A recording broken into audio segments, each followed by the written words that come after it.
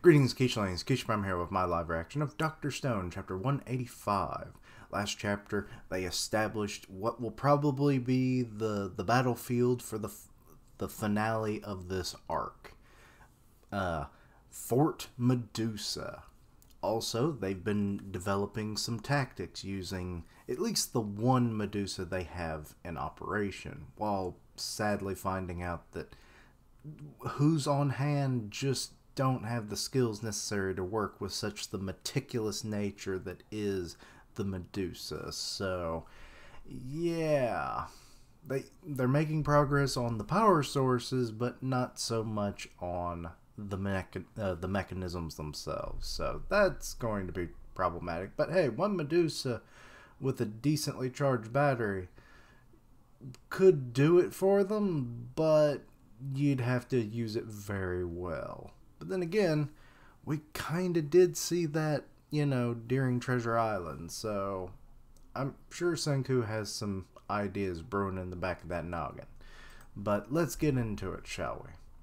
Okay, we got Kaseki, and he's standing on Senku's face.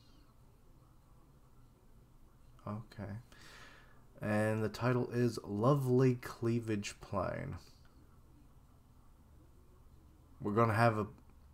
Is it a plane as in like a plane of existence? A plane that you're working on? Is it an actual like flying plane? And does it have boobage? This has to be something I'm just not aware of. But either way, okay. Fort Medusa. When Stanley's gang attacks, Petra Towers switch on. 3,000 meters, 1 second. Everyone gets petrified, enemies and allies alike, except for one of us hiding far away. And they illustrate that with Suika. While everyone else is just kind of, getting petrified in the fort. Who can return when it's all over to revive us. Haha, no time to lose, folks. We gotta finish the fortifications before Stanley and his people crash the party, am I right? The fact that they have a plane probably does not help.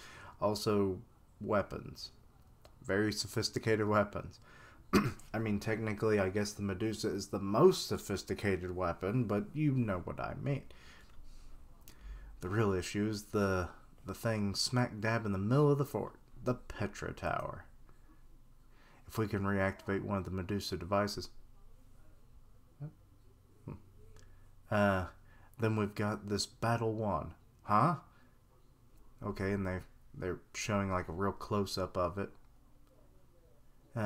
You managed to pop one open nice and clean. It's all thanks to my guts. But I've also left a mountain of failures. Okay, so Kaseki is actually starting to get the hang of it. That's great.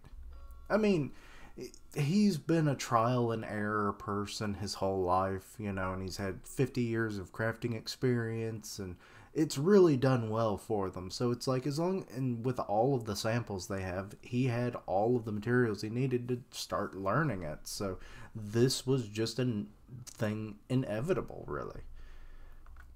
But I do kind of wonder, like, how good is his eyesight? Like, because he's like in his 60s, and you would think his deteriorating eyesight would become a problem, right? But either way, we got Ken holding up the Medusa. Why not attempt what dear Joel managed to do? When he removed and reinserted the diamond, it breathed a bit of life back into the device, if only for a second. I tried it, didn't work. He's like, oh well. No wonder, since these babies are thousands of years old. Right, the Medusa that Joel's working on is the only newish one. Ah.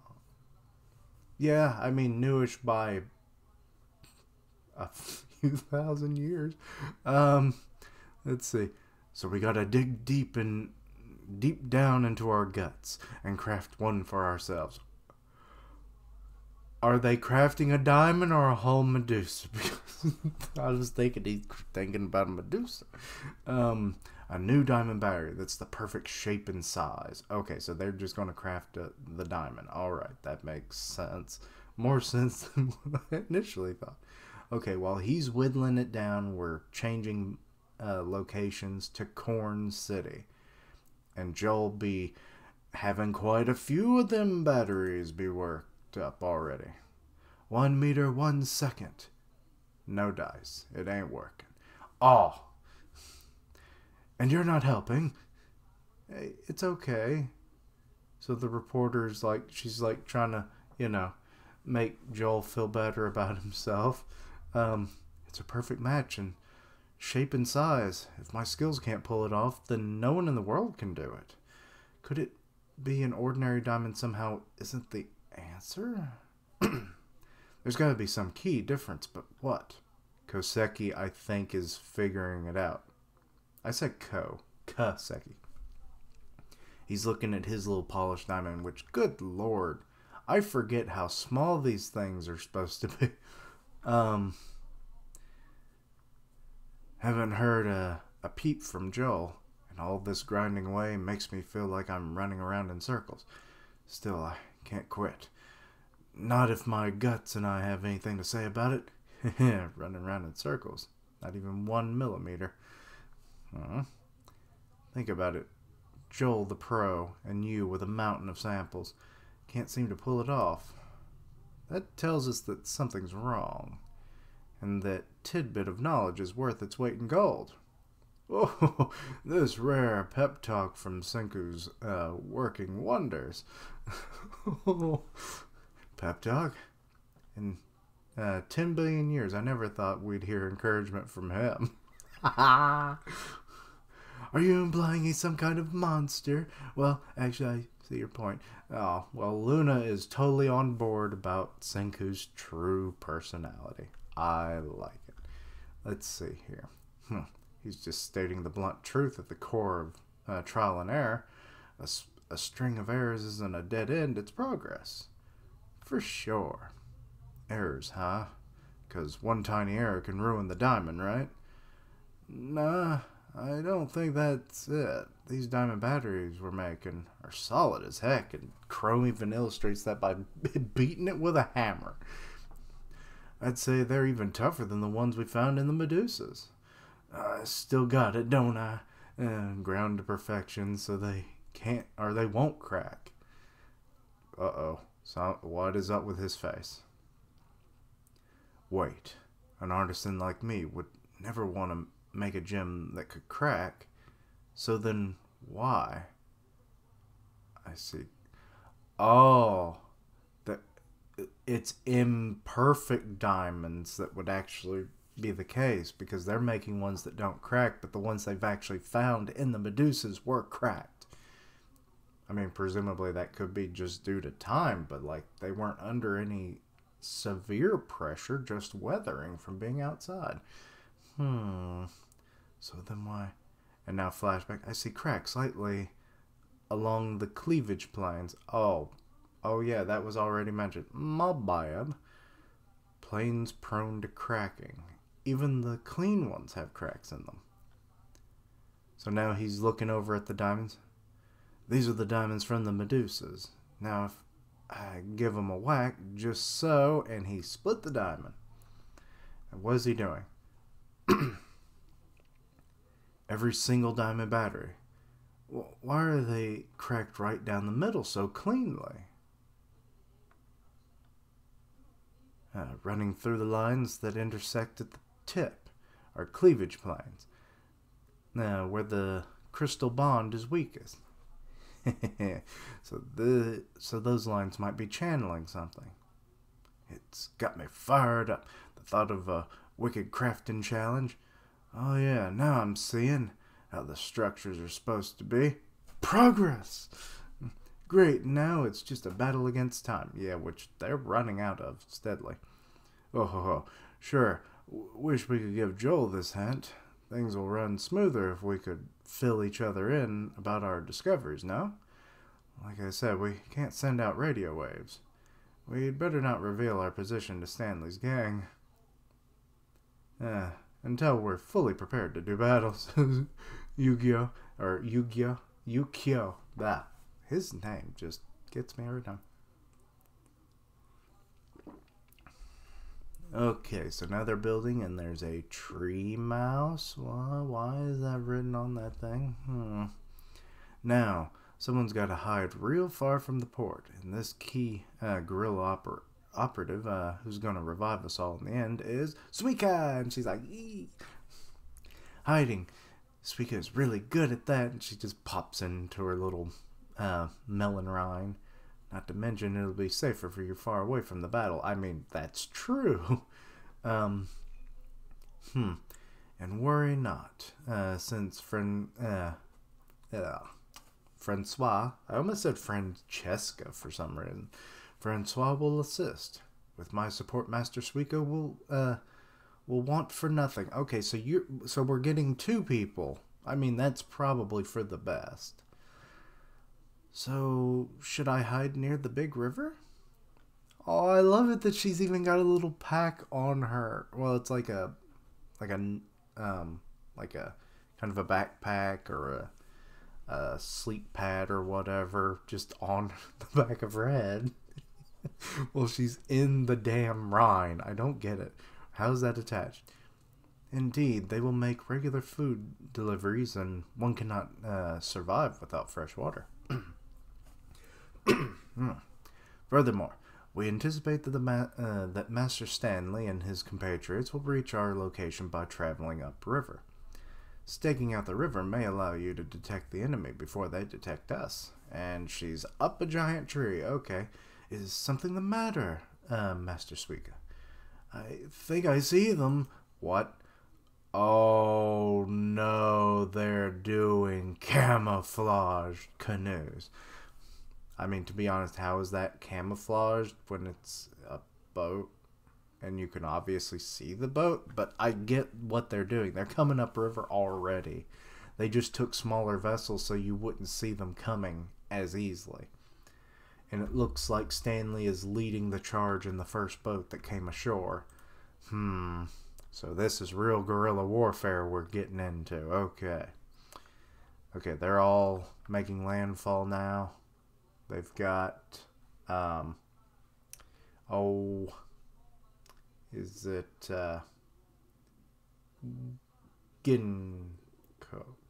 Gino? What is the last part of his name? I hate him so much I've blocked out his name. Anyway, Gin, the Silver Brother. But yeah, so they got him and, damn it, why stupid brain work. Actually connect with these names. Good lord. You'd think I read the whole series up to this point. I'd remember their frickin' names by now, but I don't. It's true with every series. But yeah, the samurai vassal he has now. Just gotta look for plumes of smoke, yeah? Yep, I'm sure the Junior Science Brigade's goal was here. Araxa, and if they're mining materials, that's gonna mean fire and smoke. I mean, I guess true. Keep up the pace, prisoner. Eek! Genro. It's Genro. Okay. What did I say? I said Ko. I was 1 letter off. God damn it. Genro's with them. Matsukage, or Kaze. Why is it every time I go to say Kaze, I always say Kage? I blame Naruto. Matsukaze too. Well done, Master Suika. We better warn the base that Stanley's gang is coming. No wireless communications. No, wireless communications is our last resort. Because employing it will allow them to detect our location. Oh, god damn it, a fucking tarantula. The fuck? Nope. Oh. As I gotta read fast. Okay, I'm gonna just cover it with my hand. As instrumental figures to this strategy success, we cannot risk our own safety like that. So are they gonna throw the damn spider at them? The heck is that smell? Are there army ants around? Yikes, I better make myself scarce. Wait, is the spider saying that? What is going... Okay. Um... Oh, the spider's about to attack one of them. We shall have to return on foot, and... Ike! Oh, well, that's some bootylicious and boob nation right there. So she was bitten by the spider, it seems like. Oh, look, that enemy lady must have got bit by something. If venom causes a bit of spasms, this little item is your last resort for first aid. Oh, they're going to treat her wounds and recruit her into their endeavors, right? That's how they're going to try and do this, as they maybe get picked off by the insects and other, local fauna. I almost said flora for a second. Maybe they can treat them and recruit them, and then it's like, hey, we were never your enemies. It was kind of a misunderstanding and situational. So maybe that'll be how this works. Let's see. Remember when we made dynamite? This swab is soaked in that same nitroglycerin. Rubbing that swab onto the skin will expand the coronary. Why can't I say it? Artery. And kickstart the heart back to life. Like bam. But, no. I guess I'd explain... I didn't really... Yeah, I guess that makes sense now, because I look back at, like, people that take nitroglycerin as, like, a heart medication. I guess that makes sense. Like, a small amount of it, like, keeps it going. This is a more extreme version to just jumpstart it. So, but, no... We're central to this operation. We mustn't be caught. Suika going down there. She's looking worried. She's definitely going to want to help. Yep, here she goes, barreling down. Master Suika. She's like checking her out to make sure, and she's got the dab going. And we see that blood flow be pumping. And she's going, she's awake now. What you must know about Stanley is that in order to rescue his general, he will not hesitate to slaughter everyone. Okay, so now Zeno is kind of informing them of how badass of a soldier he is. Ethics and morals do not come into play because this is simply his job as a soldier. Yeah, I'm aware of that. He shot me after all. That's about what he should have said. Okay, now they're having like a mental connection with Stanley? What the hell's going on there? All those lovely platitudes you spout reveal your innate weakness. Just like fragile cleavage planes. Okay. And Senku's like, thank you. Okay, so she's reviving. Freeze. Ah, shit. So they must have heard her scream and came back. So now Suika has now been essentially captured. Or at least she's en route to being captured. But at least Francois did not go down there. So we still at least have someone for the big plan, regardless. Which is good, but hey. This soldier may be able to vouch for Suika, and we get even more people quicker than I thought we might, I mean, the chances of them all being picked off by insects was a little less likely. So, I mean, that idea was kind of just in the moment. But, hey, this other idea of her vouching for Suika, it's like, hey, she saved my life. These people may not be so bad after all. And then they'd be like, And maybe they'll be a little more hesitant in their actions going further into the arc. But we'll just have to wait and see on that. But, okay.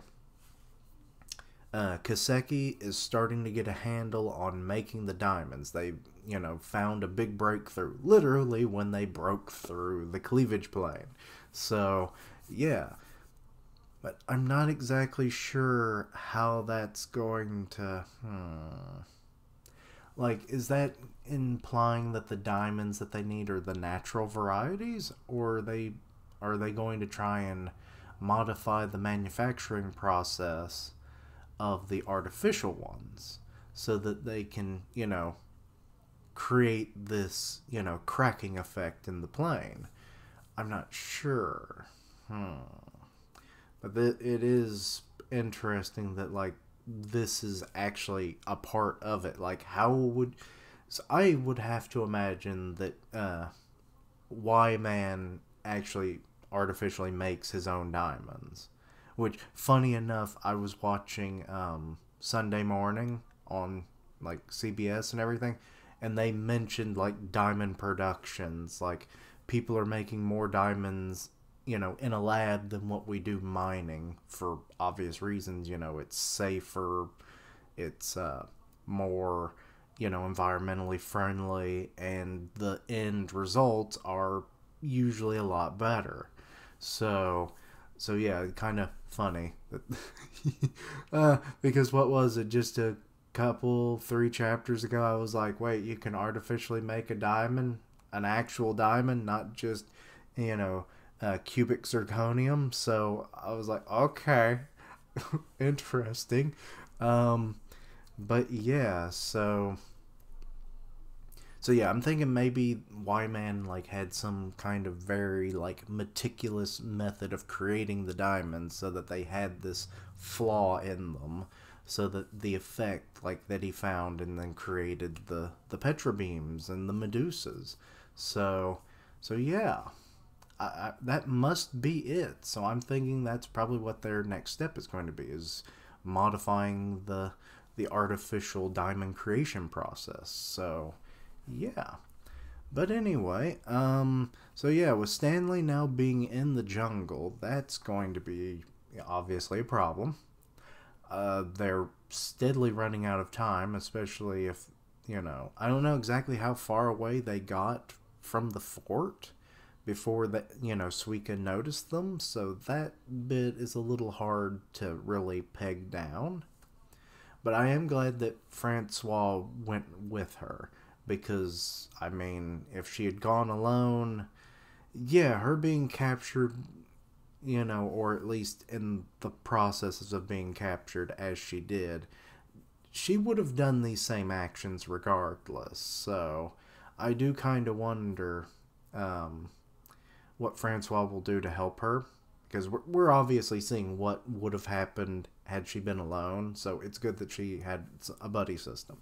So yeah, but how is Francois going to communicate with the base or the fort? Try and rescue Suika. Maybe she can win them over with food. I'm sure their food making procedures are very militaristic. So maybe she can make them up a nice meal that they never thought they'd see again. So that could also be a way, or some other thing, because Francois is like a jack of all trades and a master of most. A little change up of the jack of trades and master of none, thing. So yeah, but yeah, that tactic of Stanley, like, coming up the river with covering the boats, I mean, I've seen that before, but, like, with the canoes being the way they were, like, you could see the canoes. What were you think they're supposed to be logs? I mean, but I guess the logical nature of is, like, how many people were going to have that good of eyesight to see that far away? But then again, do they know about Kohaku? But anyway, either way, so guerrilla warfare seems to be a big thing coming forth, and yeah. Will we make allies? Will Francois be able to get Suika out of there? I don't know, but let me know your own thoughts and opinions on this. Anything I misunderstood, please let me know down below. Check out my other content, see what you like, suggest things for the future. Still on the road to 400, so if you can help me out, please do. Links down below for all my social media so you can keep up with my content and have ways to contact me. I stream on Twitch where I do gaming, and I'll tweet out when I go live. Part of the One Punch Man podcast on Grim Reaper's channel, so go check that out. And as always, thank you for watching. Like, comment, and subscribe. And until next time, Keechlings, Cleavage plane. Giggity.